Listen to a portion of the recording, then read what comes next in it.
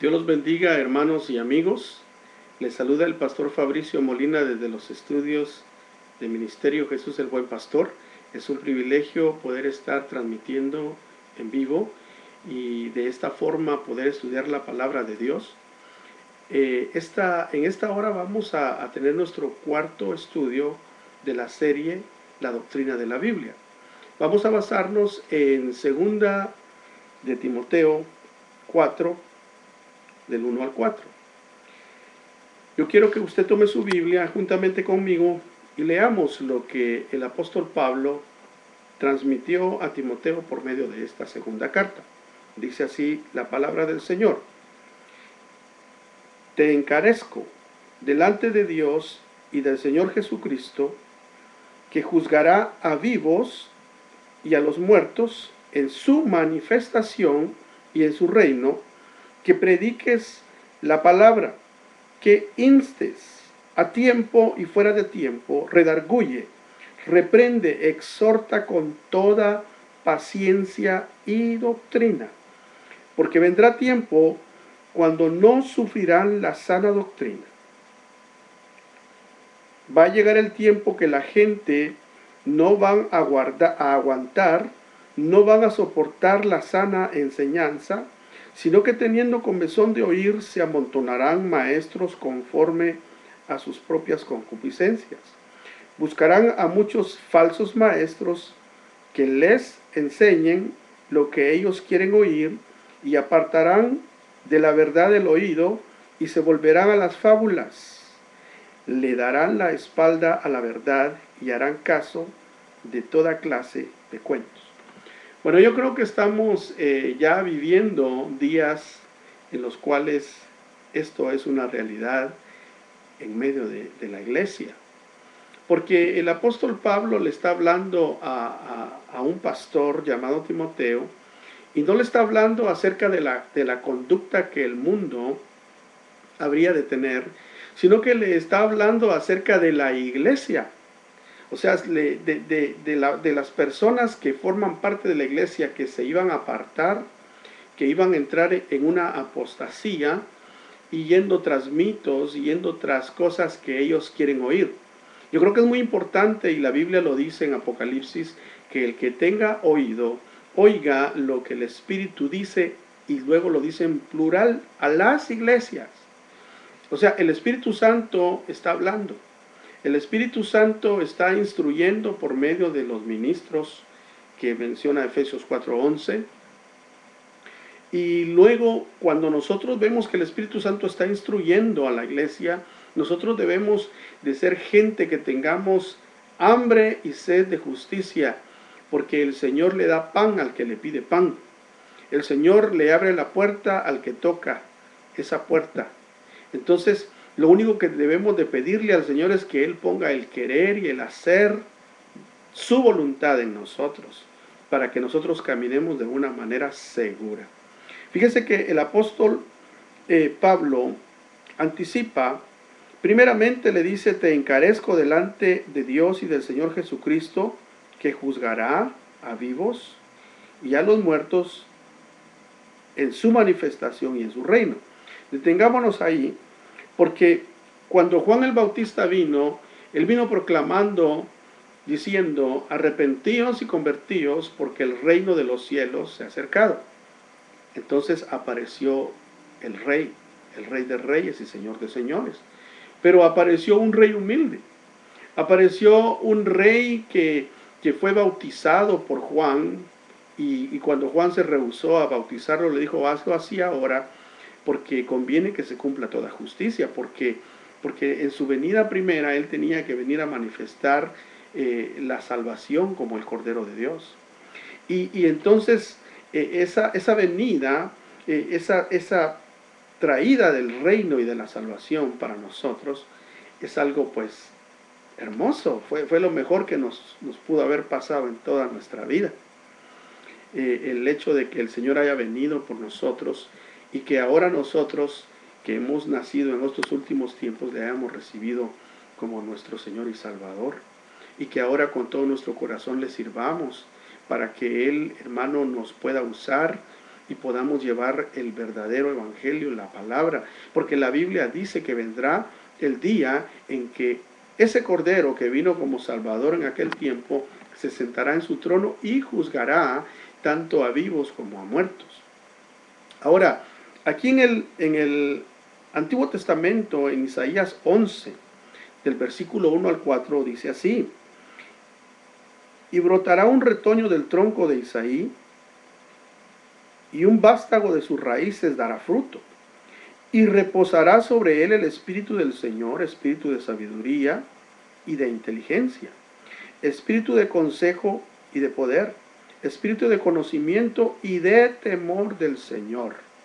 Se deleitará en el temor del Señor y no juzgará por lo que vean sus ojos, ni sentenciará por lo que oigan sus oídos, sino que juzgará al pobre con justicia y fallará con equidad por los afligidos de la tierra, herirá la tierra con la vara de su boca y con el hisopo de sus labios, y con el soplo de sus labios matará al impío. Aquí, en estos 4 versículos que nos habla el libro de Isaías, del profeta, nos está hablando de la primera venida y termina con la segunda.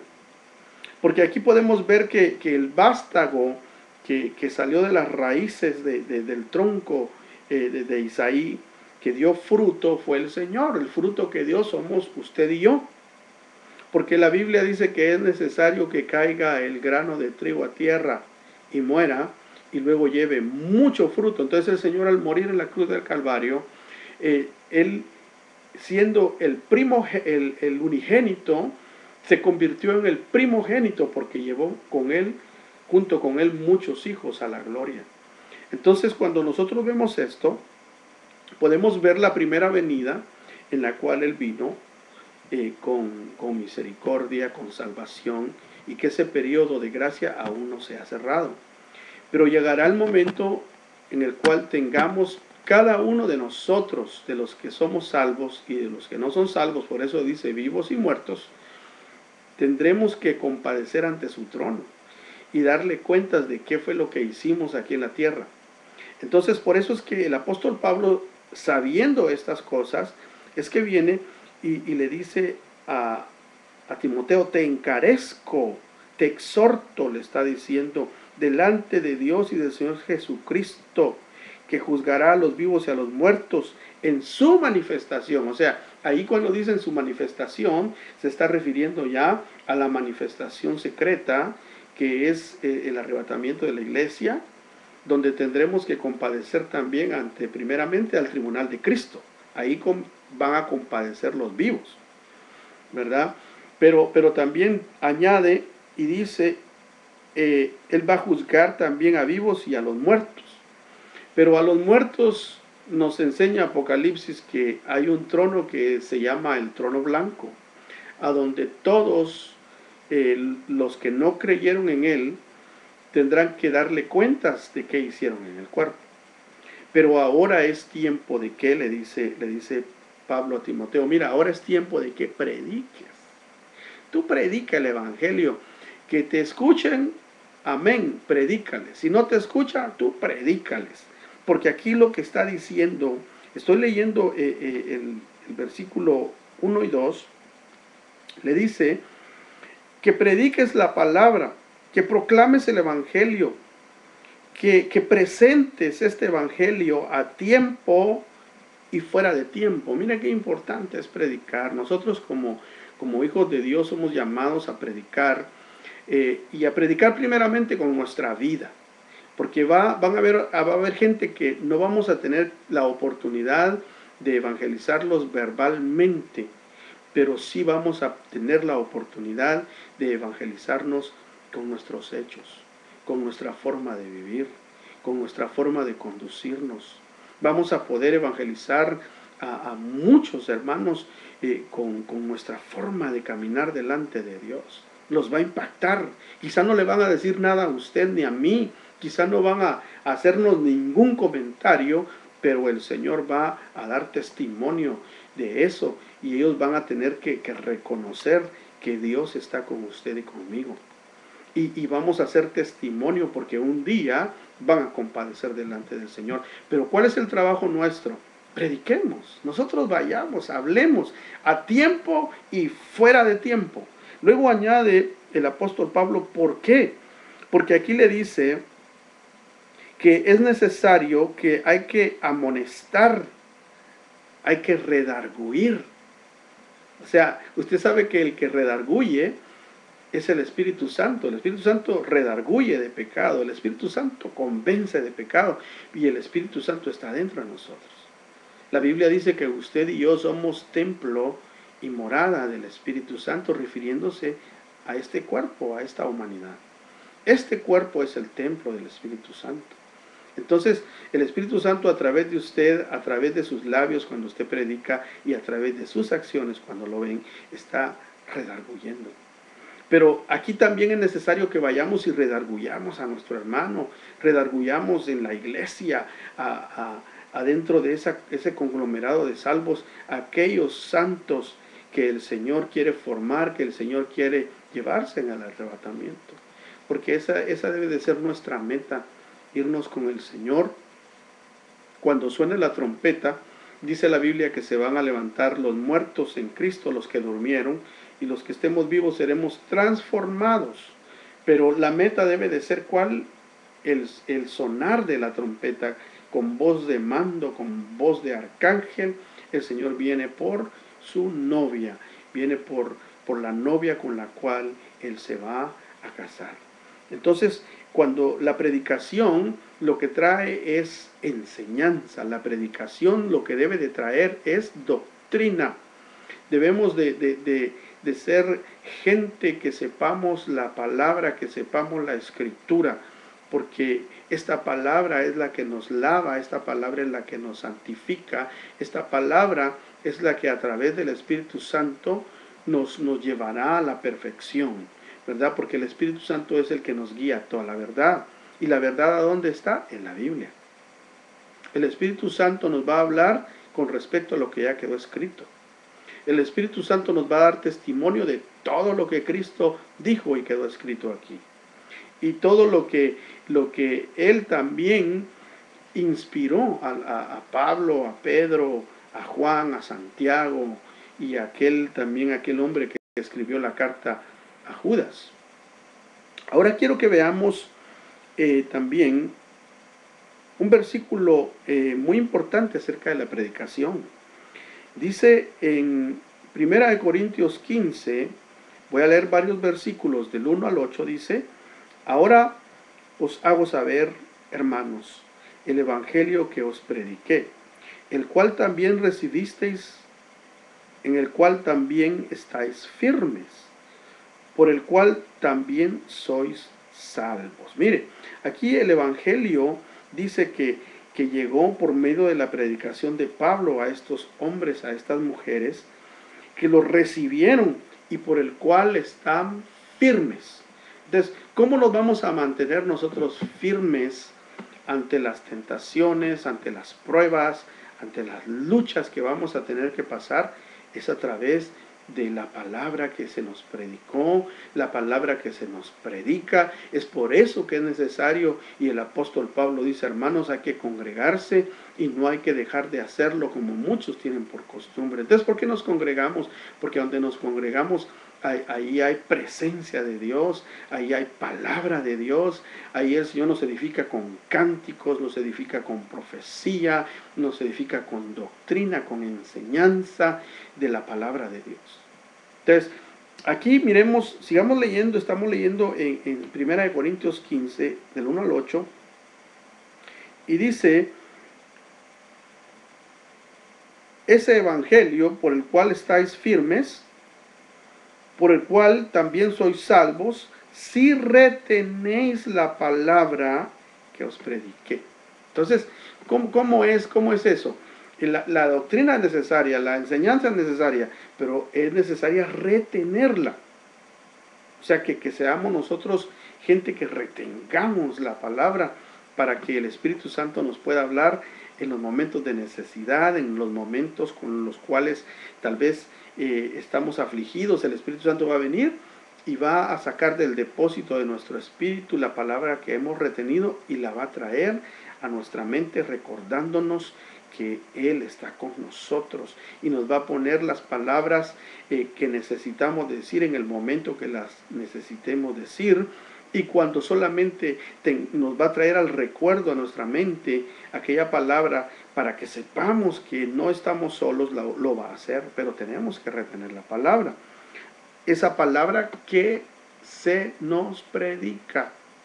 Por eso es importante encontrar una iglesia donde se predique la sana doctrina, donde no se dé leche adulterada, donde se dé vianda sólida, a donde haya alimento y sobreabunde la palabra de Dios y la revelación del Espíritu. Ahora dice aquí, a no ser que hayáis creído en vano, o sea, si no se retiene la palabra, se puede creer en vano. Pero luego añade y dice, porque yo os entregué en primer lugar lo mismo que recibí de Cristo. Que Cristo murió por nuestros pecados conforme a las Escrituras, y que fue sepultado, y que resucitó al tercer día conforme a las Escrituras, que se apareció a Cefas y después a los 12. Entonces, el Evangelio está basado en dos hechos y dos eventos muy importantes. El primero es que Cristo murió en la cruz por nuestros pecados, y el segundo, que tiene una relevancia tremenda, es que Él se levantó de entre los muertos al tercer día. Porque si Cristo no se levantó, entonces el mismo apóstol dijo, comamos y bebamos, que mañana nos morimos, ¿verdad? Pero Cristo sí resucitó de entre los muertos, y por eso nosotros tenemos esperanza de vida eterna, porque Cristo, el que resucitó, también juntamente con Él hemos resucitado para una vida de novedad, de una vida nueva en Cristo, una vida de novedad en Dios. Ahora, vamos a seguir la lectura aquí, y luego dice que después de resucitado se apareció a Cefas y después a los 12. Luego añade Pablo, luego se apareció a más de 500 hermanos a la vez, la mayoría de los cuales viven aún, pero algunos ya duermen. Después se apareció a Jacobo, luego a todos los apóstoles, y al último de todos, como un nacido fuera de tiempo, se me apareció también a mí. Mire qué bonito eso que el apóstol Pablo explica, ¿verdad? Porque cuando habla de que se manifestó a 500 personas a la vez, está hablando cuando él caminó 40 días y 40 noches con sus discípulos, con los 12, pero también, como eran multitud de discípulos los que tenía el Señor, aquí menciona 500. Y esos 500 fueron los que oyeron las enseñanzas del resucitado y lo vieron ascender en aquella nube, en el capítulo 1 del libro de los Hechos. Y luego dice que de esos hermanos, hace el relato el apóstol Pablo, todavía viven la mayoría, aunque algunos ya duermen. Note que dice ya murieron, no habla tanto de muerte, sino habla más de un sueño. Duermen, están descansando con el Señor y están esperando volver a venir a tomar sus cuerpos y a ser glorificados, pero no antes que se dé todos juntos, verán los vivos y los muertos en Cristo.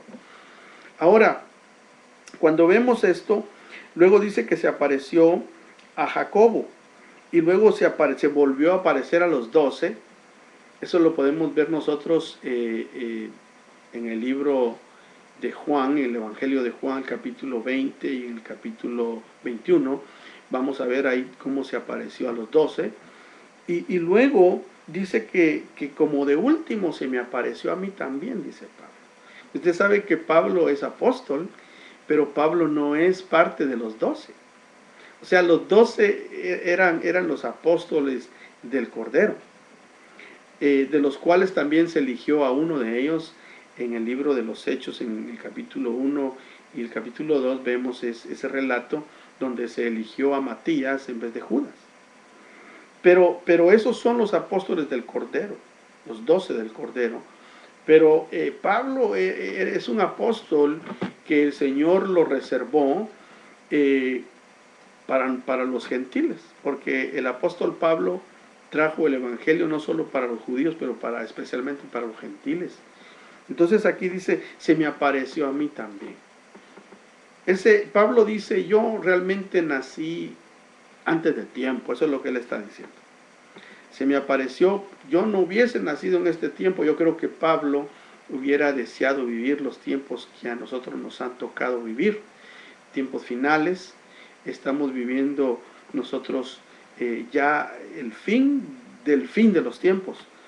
Es un tiempo glorioso, pero también el mismo Pablo lo reconoce diciendo que también es un tiempo muy peligroso, un tiempo bastante terrible, porque habrá mucho engaño y vendrán hombres con características del anticristo, ¿verdad? La generación que va a esperar al anticristo, una generación déspota, una generación que son amadores de sí mismos y que son aborrecedores de Dios y de lo bueno. Pero nosotros somos la generación séptima al modo de Enoc. Así como Enoc fue la generación séptima de Adán, y Enoc fue arrebatado al cielo porque dio testimonio de haber agradado a Dios. Así de la misma forma, nuestra generación es la generación número 7, la generación que veremos el retorno del Señor Jesucristo, el retorno secreto, y lo veremos en las nubes, nos encontraremos con Él. Tenemos esa esperanza, tenemos esa fe, y por eso nos purificamos con la palabra, con la enseñanza del Señor Jesucristo, con su doctrina, a nosotros mismos con esa palabra por el Espíritu Santo, para encontrarnos con el Señor. Entonces miremos qué importante es la doctrina, ¿verdad? Ahí estamos viendo un punto. La palabra de Dios lo que hace es limpiarnos, lavarnos y prepararnos para el encuentro con el Señor. Yo quiero entonces que veamos también otro versículo que está en Primera de Timoteo, en el capítulo 1, y aquí vamos a ver del versículo 2 al 7.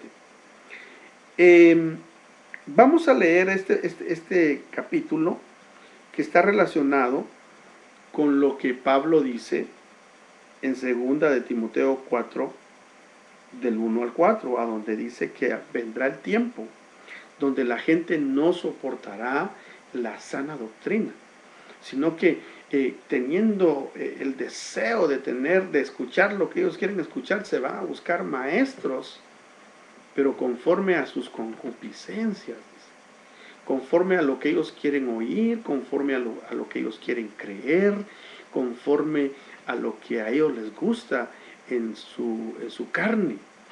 Y eso lo hemos estado viendo ya, hermanos y amigos que me escuchan, ustedes y yo hemos sido testigos de cómo ahora las iglesias que se llaman cristianas, como la iglesia episcopal, que hace unos años adoptó el tener pastores homosexuales, y que eso ellos lo ven bien, que hay que aceptarlo así, cuando la palabra de Dios nos dice todo lo contrario.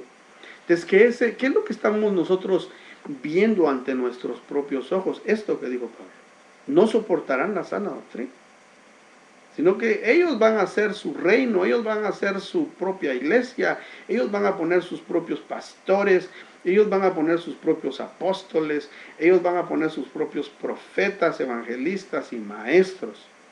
¿Por qué razón? Porque ellos no quieren oír lo que el Espíritu dice a la iglesia o a las iglesias. Ahora, cuando nosotros vemos una actitud así, entonces entendemos que Efesios 4:11 es una realidad en los días que vivimos. Porque si hay falsos apóstoles, hay verdaderos apóstoles de Cristo. Y si hay falsos pastores, es porque habemos verdaderos pastores del Señor. Y así podemos enumerar verdaderos evangelistas, verdaderos maestros de la palabra y verdaderos profetas también los hay. Porque si hay lo verdadero, entonces tiene que haber también lo falso. Por eso aquí dice que se amontonarán para sí falsos maestros y gente que les hable los mitos, cosas que ellos quieren en su mente envanecida escuchar. Pero nosotros queremos escuchar lo que el Espíritu nos está diciendo, porque el Espíritu nos va a decir toda la verdad, y aunque esa verdad a veces duele porque nos va a confrontar, pero como el Espíritu Santo es tan hermoso, tan precioso, nos va a confrontar muchas veces fuertemente, pero para que nos compongamos, nos va a sacudir por momentos, como dijo dice en los evangelios que el Señor ya tiene el bieldo en la mano, y el bieldo es un instrumento en el cual se pone el trigo y luego se mueve violentamente y el trigo comienza a limpiarse y todo el tamo comienza a caerse, y luego el trigo se pone en los costales o en los contenedores donde se va a guardar y se pone en el granero. Entonces así el Espíritu Santo, por medio de la palabra, de la sana doctrina, va a venir y nos va a sacudir, pero para bien, nos va a sacudir para que seamos limpios. La Biblia dice, el que está limpio, límpiese más. Y el que está firme, mire que no caiga. Entonces ahí el apóstol Pablo lo decía. Entonces veamos este versículo que está en 1 de Timoteo,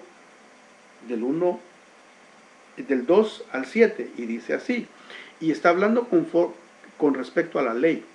Mire cómo dice: a Timoteo, verdadero hijo en la fe, gracia, misericordia y paz de parte de Dios Padre y de Cristo Jesús nuestro Señor. Como te rogué al partir para Macedonia, que te quedaras en Éfeso para que instruyeras a algunos que no enseñaran doctrinas extrañas, ni prestaran atención a mitos y genealogías interminables, lo que da lugar a discusiones inútiles en vez de hacer avanzar el plan de Dios, que es por fe. Así que te encargo ahora, pero el propósito de nuestra instrucción, lo dice, es el amor nacido de un corazón puro, de una buena conciencia y de una fe sincera. Pues algunos, desviándose de estas cosas, se han apartado hacia una vana palabrería, queriendo ser maestros de la ley, aunque no entienden lo que dicen, ni las cosas acerca de las cuales hacen declaraciones categóricas. O sea, aquí está hablando de que Timoteo le dijo, mira, vete a Éfeso y mira que la gente no comience a enseñar doctrinas extrañas. Mira que la gente no comience a enfatizarse en estar hablando mucho, que eso no va a edificar a nadie. Hablemos la palabra. Pero luego dice que también muchos tomaron la ley y quisieron mezclarla adentro de la gracia. Y aquí el apóstol Pablo dice, pero la ley es buena, porque la ley lo que vino a hacer es que vino a dar conciencia de que la codicia era pecado. La ley vino a decir, no codiciarás, no matarás, no desearás o tomarás la mujer de tu prójimo. O sea, la ley lo que vino es a enseñar, a dar claridad de qué es el pecado. Entonces, si hay una ley, hay una multa, porque el que viola la ley, entonces a ese también le cae la multa, ¿verdad? En este caso, el que quebranta la ley del Señor lleva entonces el juicio. Pero muchos quisieron tomar la ley y querer ir a imponérsela aún a los gentiles, como pasó con los Gálatas, y que el apóstol Pablo les dijo, yo les prediqué a un Cristo crucificado, no les vine a hablar con palabreríos, ni les vine a presentar un super evangelio, sino que yo les presenté un evangelio sencillo y ustedes me creyeron, pero ahora no sé qué pasó con ustedes. Pero aquí se refiere a estos personajes que se metieron en la iglesia y que aún se están metiendo hoy. Porque hoy hay una corriente judaizante. Hay gente que se está metiendo en las iglesias, en la iglesia de Cristo, y le está diciendo a la gente que tienen que vestirse como judíos, a los hombres que tienen que circuncidarse, que tienen que guardar los ritos de la ley. Y eso ya pasó, eso fue para Israel. Eso es para el pueblo de Israel, para nosotros la iglesia no. A nosotros se nos dio un nuevo pacto, y el nuevo pacto se nos dio con la sangre de Cristo. El Señor hizo un pacto ahí en la cruz con el Padre, y ese pacto nos vino a beneficiar a nosotros, ¿verdad? Entonces nosotros somos salvos por gracia, no somos salvos por lo que hacemos. La salvación es gratuita, pero no quiere decir que no costó mucho. Costó la sangre de Cristo, que no tiene precio alguno. Entonces, la salvación es por fe, es por gracia, pero Cristo pagó un alto precio por ella. Entonces, lo que aquí estamos viendo es, ya no vivimos bajo la ley. Entonces, cuando vengan esas personas a querer imponer sus ideas categóricas, hay que pararlos, hay que desenmascararlos. No estamos viviendo el tiempo de la ley, pero, repito, la ley es buena.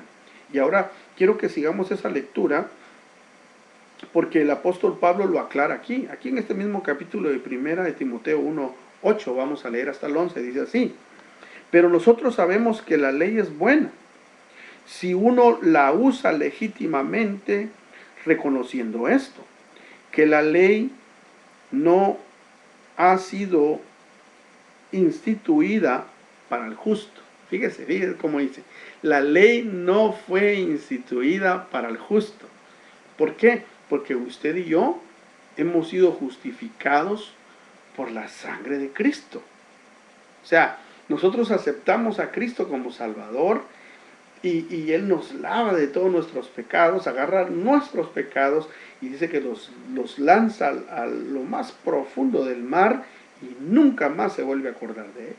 Entonces, ahora nosotros somos justos, pero no por la justicia propia, sino por lo que Él hizo por nosotros en la cruz.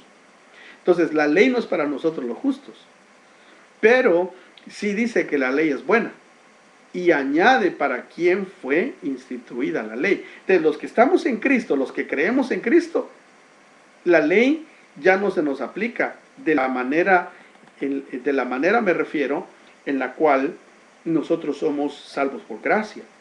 Pero dice aquí, dice que la ley no ha sido instituida para el justo, sino para los transgresores y los rebeldes, para los impíos y pecadores, para los irreverentes y profanos, para los parricidas y matricidas, para los homicidas, para los inmorales, para los homosexuales, para los secuestradores mentirosos, los que juran en falso, y para cualquiera o cualquier otra cosa que es contraria ¿a qué? A la sana doctrina, según el glorioso evangelio del Dios bendito que me ha sido encomendado. Miren qué tremendo. Aquí nos explica el apóstol Pablo para quién la ley se dio. Entonces, ¿a dónde quedan esas iglesias que han instituido maestros y pastores que son homosexuales? Y aquí está diciendo que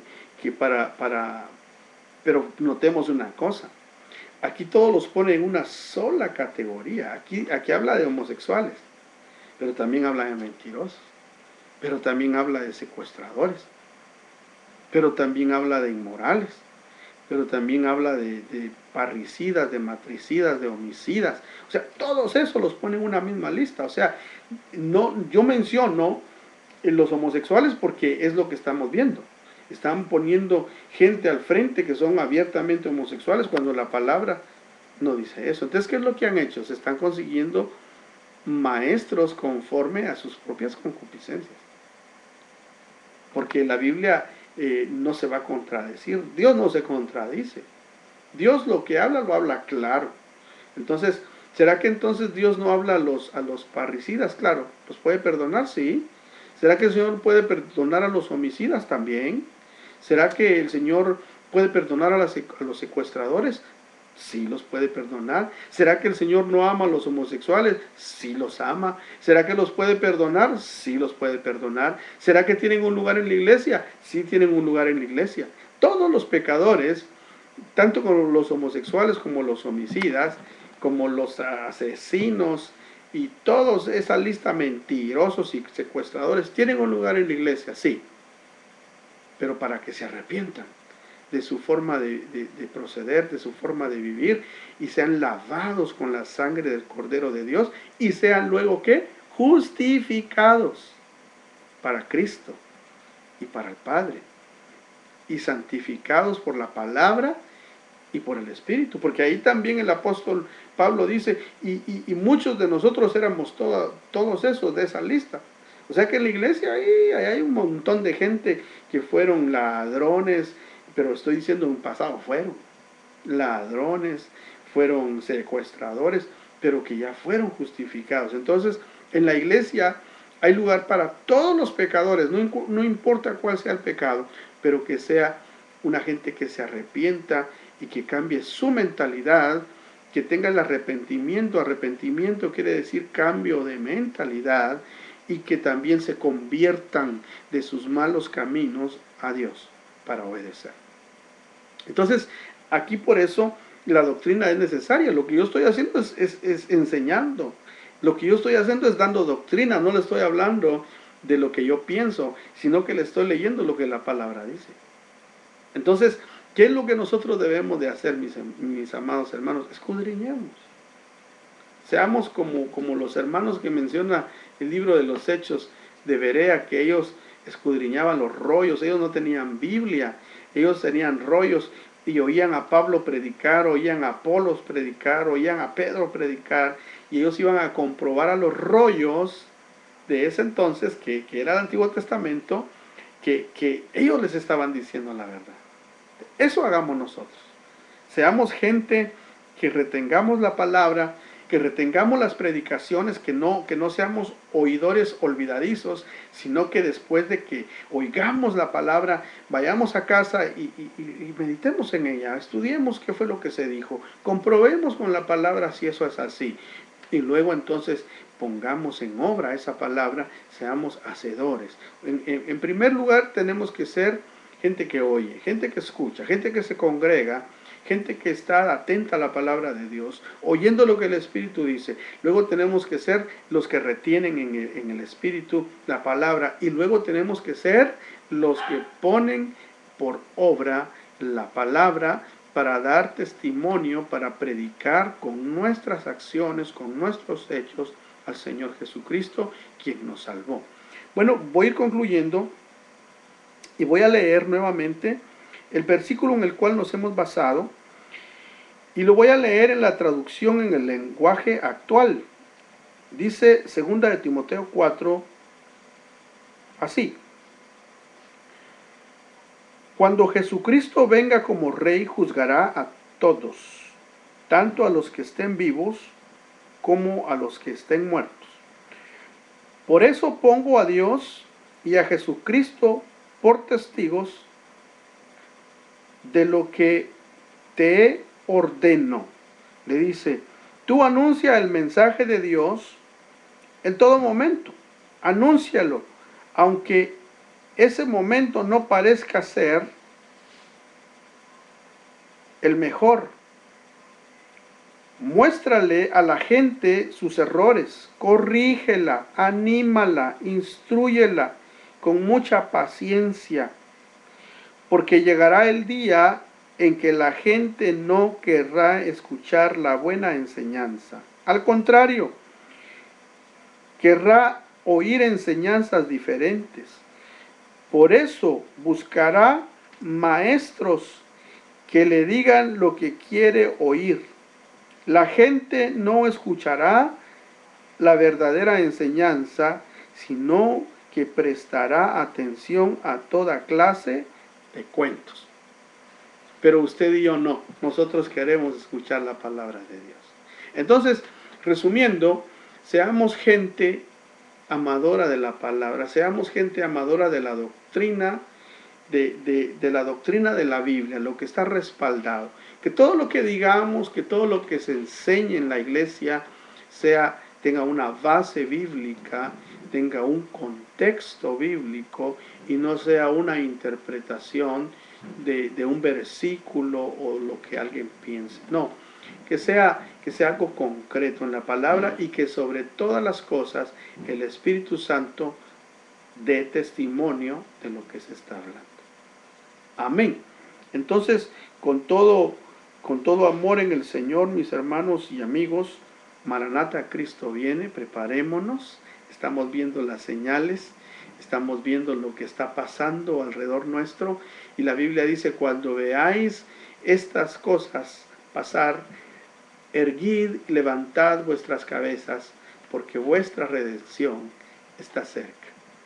Amados hermanos y amigos, les ha hablado el pastor Fabricio Molina, pastor del Ministerio Jesús el Buen Pastor en Germantown, Maryland. Les invito para que nos acompañen en nuestro próximo estudio de estas enseñanzas de las doctrinas de la Biblia y que nos envíen sus preguntas. Si tienen algunas preguntas, envíennos para que nosotros con la ayuda del Señor podamos contestarles. Que el Señor les bendiga, que el Señor haga resplandecer su rostro sobre ustedes. Amén y amén.